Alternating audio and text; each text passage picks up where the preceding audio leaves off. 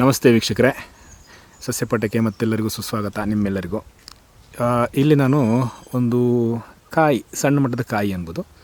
ಹಿಂದೆ ನಿಮಗೆ ಸ್ವಲ್ಪ ಹೂ ಕಾಣ್ತಾ ಇದೆ. ಬಹುಶಃ ಎಲೆಗಳನ್ನು ನೀವು ಗುರುತಿಸಿದರೆ ಇದು ಯಾವುದು ಅಂತ ಹೇಳಿಬಿಡ್ತೀನಿ ಅಂತ ನಾನು ತಿಳ್ಕೊಳ್ತೀನಿ. ಇದು ನೇರಳೆ ಜಾತಿಗೆ ಸೇರಿದಂತಹ ಒಂದು ಮರ. ತುಂಬ ದೊಡ್ಡ ಮರ ಅಂತ ಏನೂ ಅಲ್ಲ, ಒಂದು ಲೆವೆಲಿಗೆ ಸಣ್ಣ ಮರ ಅಂತಲೂ ಹೇಳ್ಬೋದು.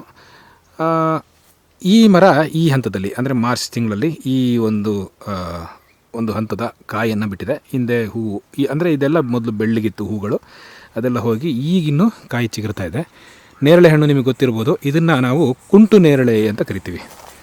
ಕುಂಟು ನೇರಳೆ ಗಿಡ, ಕುಂಟು ನೇರಳೆ ಮರ, ಕುಂಟು ನೇರಳೆ ಹಣ್ಣು.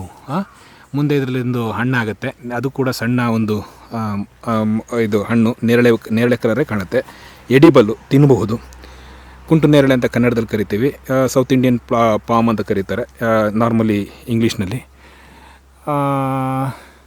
ಇದರಲ್ಲಿ ಬೊಟಾನಿಕಲ್ ನೇಮ್ ಬಂದುಬಿಟ್ಟು ಏನಂತಾರೆ ಅಂದರೆ ಸೈಝೀಲಿಯಮ್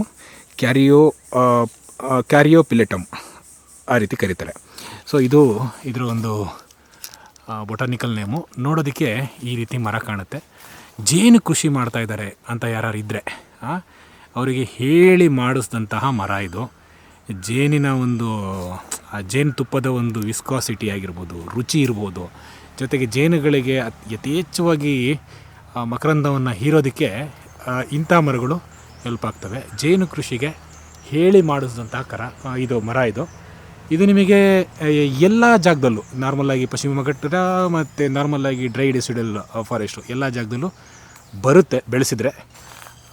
ನಮ್ಮ ತೋಟಗಳಲ್ಲಿ ಇರಲೇಬೇಕಾದಂತಹ ಒಂದು ಗಿಡಗಳಲ್ಲಿ ಇದು ಕೂಡ ಒಂದು.